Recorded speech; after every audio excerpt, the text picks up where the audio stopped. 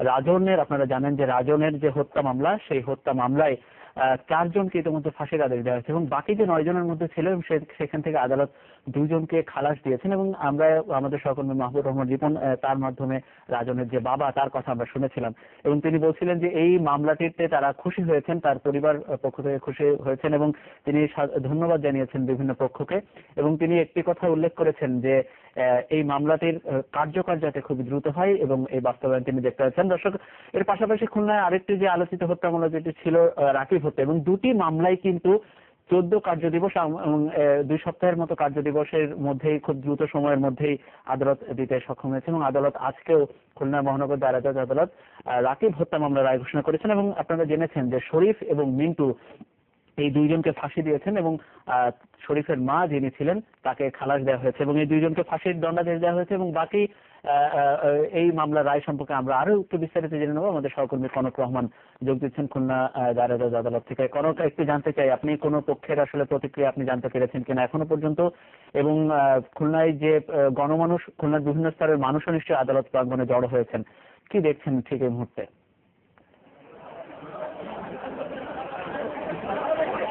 না মনির, আসলে আমি প্রথমে বলেছিলাম যে এই রায় শোনার পর সাথে সাথে কিন্তু এখানকার সাধারণ মানুষ, রাকিবের পরিবার, এলাকাবাসী তারা কিন্তু উচ্ছ্বাস প্রকাশ করেছেন।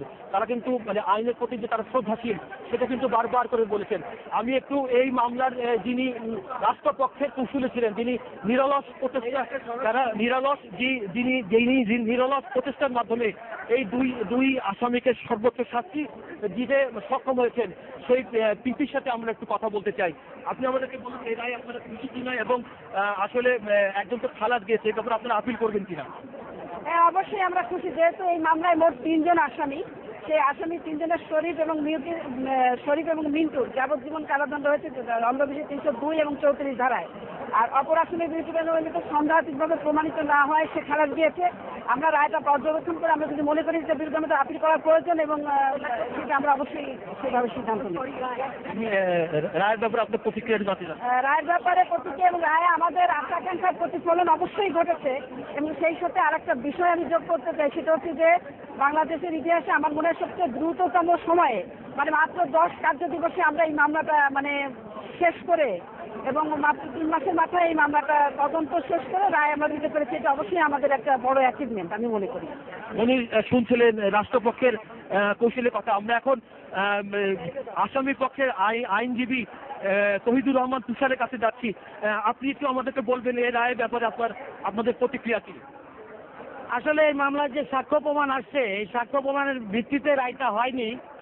রায়টা হয়েছে আবেগতাড়িত, ইমোশনাল রায় হয়েছে এবং উচ্চ আদালতে গেলে ওখানে পুঙ্খানুপুঙ্খ সাক্ষ্য প্রমাণ দেখা হবে, ওখানে খালাস যাবে সবাইকে খালাস দেওয়া উচিত ছিল। মনিরুল, আপনি রাষ্ট্রপক্ষের আইনজীবী এবং যিনি আসামি পক্ষের আইনজীবীর বক্তব্য শুনছিলেন।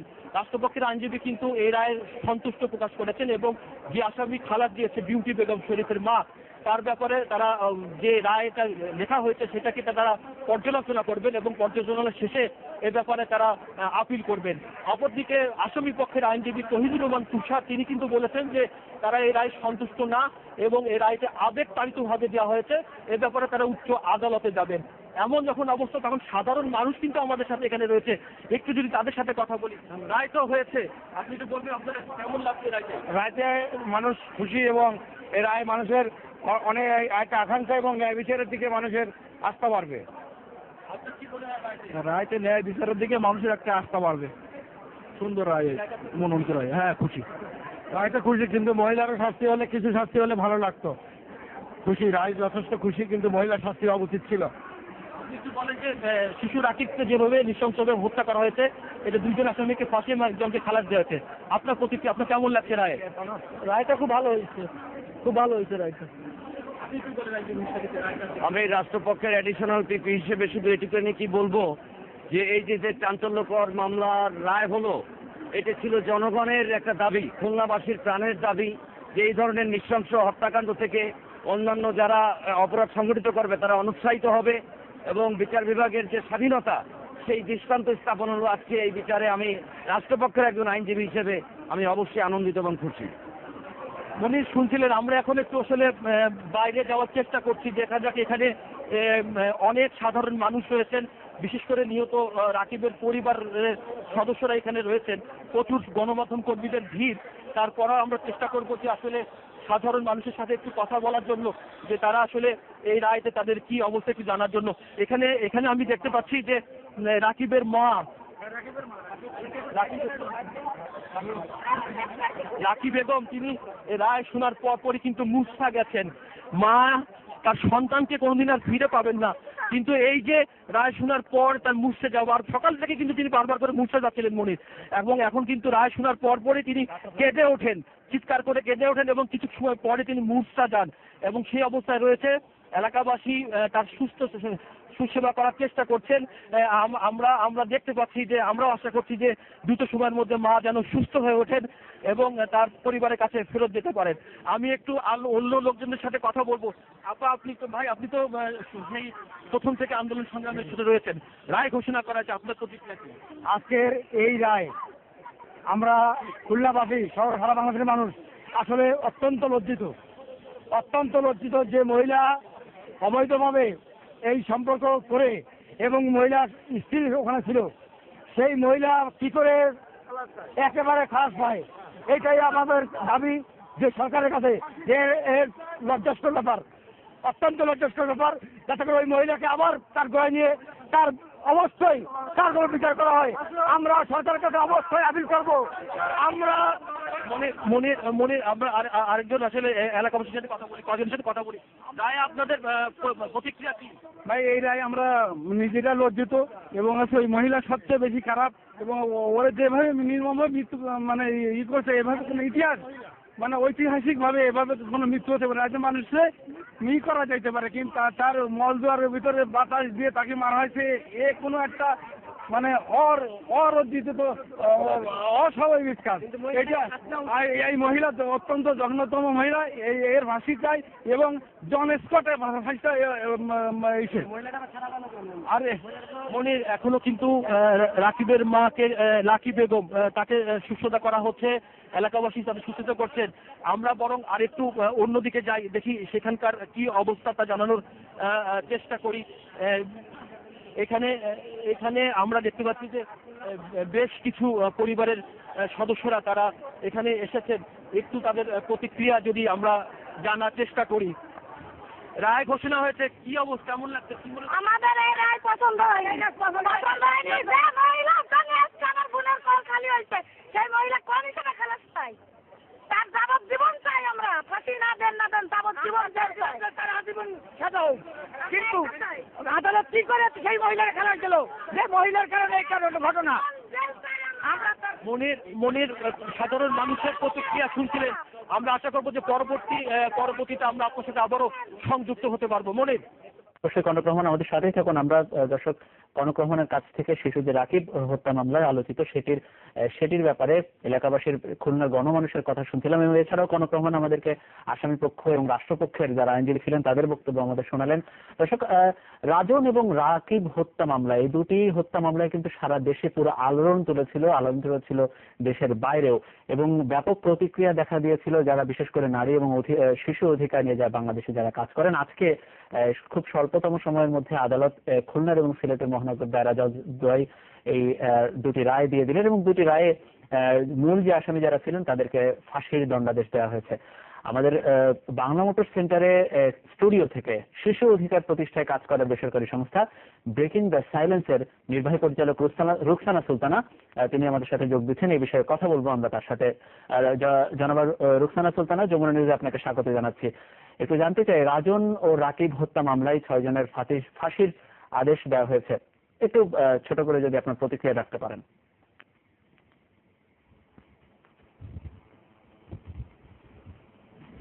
এটা খুবই একটি অত্যন্ত যুগান্তকারী বলা যেতে পারে। এত তাড়াতাড়ি কোনো একটা জিনিসের রায় হওয়া সম্ভব হয় না সাধারণত, কিন্তু মাত্র 11 কার্য দিবসে এবং 4 মাসের মধ্যে একটা শিশু হত্যার যে একটা যুগান্তকারী রায় হয়ে গেল, এটা উদাহরণ সৃষ্টি করে থাকবে। কিন্তু একটা জিনিস বলার আছে, সেটা হলো যে আজকে রায় হলো, সেই রায় আবার উচ্চ আদালতে হয়তো যাবে, তারপর কার্যকরী হতে কতদিন লাগবে সেটাও দেখার বিষয়, কিন্তু এই জিনিসগুলিও যেন এভাবেই দ্রুততম সময়ে শেষ হয় আমরা সেটাই চাবো। মানুষ, আমার ধারণা যে প্রত্যেকটা মানুষ সেটাই চাবে যে যত দ্রুত এই মামলার একেবারে কার্যকরী হয়ে যায়, যাতে মানুষের কাছে এটা একটা উদাহরণ হয়ে থাকে যে এ ধরনের অপরাধ করলে শাস্তি হতে খুব বেশি দেরি হয় না। আজকের রায় আমরা যারা শিশুদের অধিকার নিয়ে কাজ করি আমরাও অত্যন্ত খুশি। জনাব রুকসানা সুলতানা, এই যে আলোচিত দুই শিশু হত্যা মামলা, এছাড়াও কিন্তু বিভিন্ন সময় আমরা দেখেছি শিশুদের উপরে এরকম নির্যাতনের ঘটনা ঘটে থাকে, সেটি আসলে আলোচনা সমালোচনা নাও আসতে পারে। তো আজকে যে দুটি মামলা রায় দেওয়া হলো, বিচার কাজ যে গতিতে শেষ করা হতো সেটি নিশ্চয়ই ইতিবাচক। বাকি যে বিভিন্ন ধরনের ঘটনাগুলো ঘটে থাকে সেক্ষেত্রেও কি আসলে এরকম দিক প্রযোজ্য কিনা, কি ভাবছেন আপনি?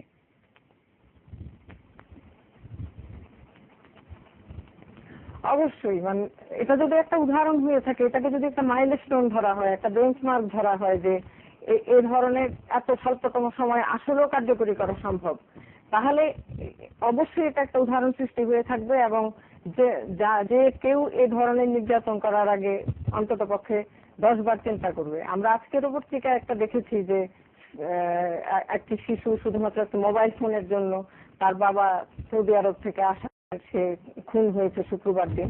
এই ধরনের আজকে যে রায়টা হলো, আমরা আশা করব ওই বাকি যে সমস্ত অপরাধগুলো আছে সেগুলারও রায়গুলা এই দ্রুততম সময়ের মধ্যে হয়ে যাবে, যাতে আইনের প্রতি, বিচারের প্রতি কেউ অশ্রদ্ধাশীল না হয়, বিচারকে ভয় পায়। এবং বিচারকে ভয় পেলেই অন্যায় যে আচরণগুলা হয় যে কারোর সাথে, বিশেষত শিশুদের সাথে যারা অপেক্ষাকৃত দুর্বল, এইগুলা উদাহরণ হয়ে থাকবে। মানুষ তখন ভয় পাবে এই ধরনের আচরণ করার জন্য। দর্শক, আমরা সরাসরি এই মুহূর্তে খুলনার মহানগর দায়রা জজ আদালত প্রাঙ্গণে আছি এবং সেখানে আপনারা দেখতে পাচ্ছেন যে কড়া পুলিশি প্রহরায় যারা রাকিব হত্যা মামলার প্রধান আসামি এবং অন্যান্য আসামি যাদেরকে বিভিন্ন মেয়াদে সাজা দেওয়া হয়েছে, তাদেরকে নিয়ে যাওয়া হচ্ছে পুলিশ প্রিজন ভ্যানে করে আদালত থেকে। এবং রায় হওয়ার পরে এটি আসলে নিয়ম যে পুলিশি পাহারায় প্রত্যেক আসামিকে এইভাবে আসলে কারাগারে প্রেরণ করা হয় পরবর্তীতে।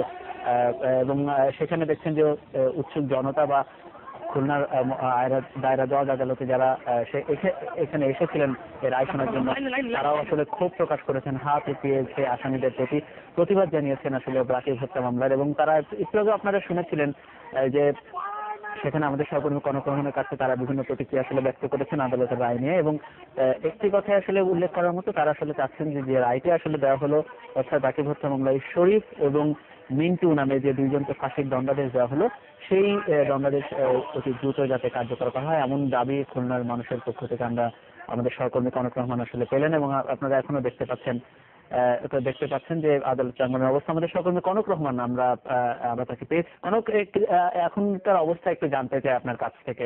সেখানকার আসামিদেরকে নিয়ে যে যাওয়া হলো, সে থেকে আসলে সব আসামিদেরকে নিয়ে এখন আদালত থেকে নিয়ে যাওয়া হয়েছে কিনা?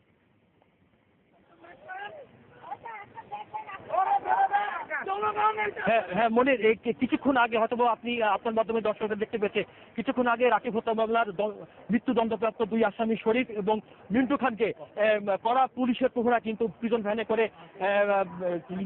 জেলখানা নিয়ে যাওয়া হয়েছে।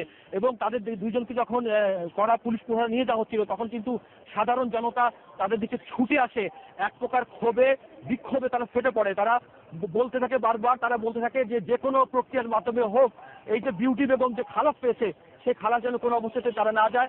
প্রয়োজনে তারা খুব দ্রুত আদালতের মাধ্যমে এই খালাসের বিপক্ষে তারা আপিল করবেন এবং আপিলের মাধ্যমে তার মৃত্যুদণ্ড না হোক, অন্ততপক্ষে যাবজ্জীবন কারাদণ্ড যেন হয়, সেই ব্যাপারে কিন্তু তারা বারবার করে আমাদের কাছে বলছিলেন। একটু যদি শুনি, আবার যদি একটু সাধারণ মানুষের বক্তব্য শুনি। আপনি কি এই যে রায় কি অবস্থা, কেমন কিছু আপনার তো অনেকদিন ধরে আন্দোলন সংগ্রাম? আমরা এই আপনাদের মিডিয়া এবং প্রশাসনের সাহায্যে আমরা বহুত এগিয়ে গেছি, কিন্তু আমরা এই যে সরকার যে আদালতের রায়টা দিল, এই রায়টা আমরা মাইনে নিতে পারলাম না। যেহেতু আমরা রিট আপিল করবো যাতে ওই মহিলার পুনরায় যাবজ্জীবন মৃত্যুদণ্ড হবে না, যাতে যাবজ্জীবন সাজাটা হয়, এই আমরা কোর্টের কাছে বা সরকারের কাছে এই আবেদন। এই যে আমরা আরো কয়েকজনের সাথে আমাদের খুলনাবাসীর একটাই দাবি, ওই মহিলা খুব কুচরিত্র মহিলা, ওই মহিলা শাস্তি হোক, হয় যাবজ্জীবন হোক আর নয়তো মৃত্যুদণ্ড দেওয়া হোক। ওই মহিলাকে আমরা কেউ এই সন্তুষ্ট করতে পারতেছি না। আমরা এই দৃষ্টান্তমূলক শাস্তি চাই। তিনি যে অপরাধ করেছে এই অপরাধের কোনো ক্ষমা নাই। কিন্তু দুইজনের ফাঁসি হয়েছে, এর ব্যাপারে আপনাদের মতামত কি? আমরা কিন্তু মহিলার জন্য আমরা মহিলারই আমি মনে করেছিলাম 3 জনের ফাঁসি হবে, কিন্তু 2 জনের ফাঁসি হয়েছে। আমরা এই দৃষ্টান্ত মনির শুনছিলেন সাধারণ মানুষের ক্ষোভের কথা, মানে তারা বলছেন যে কোনো অবস্থাতেই যেন ডিউটি বেগম এই মামলা থেকে পার পেয়ে না যায়, এই ব্যাপারে তারা উচ্চ আদালতে আপিল করবেন। কনক রহমান থাকুন আমাদের সাথে, অবশ্যই আপনার কাছে আবারও যাব। আমাদের সাথে দর্শকের আগেই যোগ দিয়েছিলেন ব্রেকিং দ্য সাইলেন্স শিশু অধিকার প্রতিষ্ঠায় কাজ করে একটি বেসরকারি সংগঠন, তার নির্বাহী পরিচালক রুকসানা সুলতানা। আপনি হয়তো শুনতে পেয়েছেন খুলনায় যে রাকিব হত্যা মামলায় যে আদালতের যে রায় দেওয়া হয়েছে সেটির প্রেক্ষিতে সেখানকার জনগণ আসলে কি বলছেন। জনগণ বলছেন যে আসলে সেখানে তারা আশা করেছিলেন 3 জনের কে ফাঁসির আদেশ দেওয়া হবে, অর্থাৎ প্রধান যে আসামি শরীফ তার মা এখানে খালাস পেয়েছেন। এই ব্যাপারে তারা একটু নেতিবাচক প্রতিক্রিয়া দেখিয়েছেন খুলনার জনগণ। আপনি কি মনে করছেন এই ব্যাপারে, এটি আপনি কি কিভাবে দেখছেন?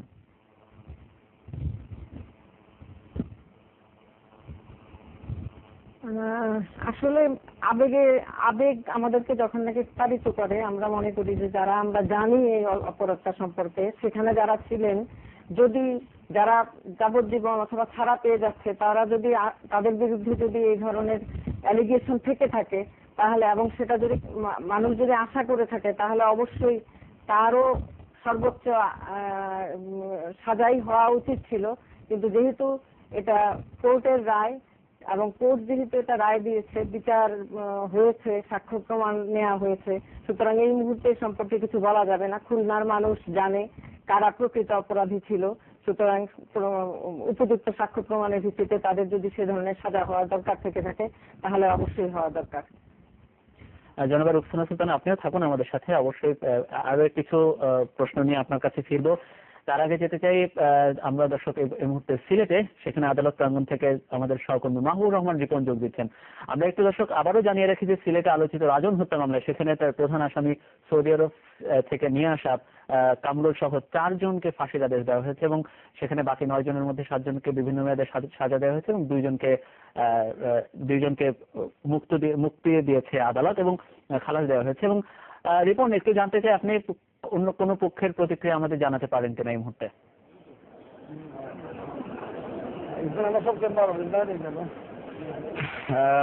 মুনির এই মুহূর্তে আমার সামনে আছেন রাজনের বাবার আইনজীবী জনাব মশরুদ চৌধুরী। আমরা একটু তার সাথে তার প্রতিক্রিয়া জানতে চাইবো। আপনি যেহেতু এই মামলায় লড়েছেন রাজনের পক্ষ থেকে, যদিও এই মামলাটি চালিয়েছে রাষ্ট্রপক্ষ, তবে আপনারা যেহেতু রাজনের পক্ষে ছিলেন, আপনারা এই রায়ের প্রতিক্রিয়া কি বলবেন?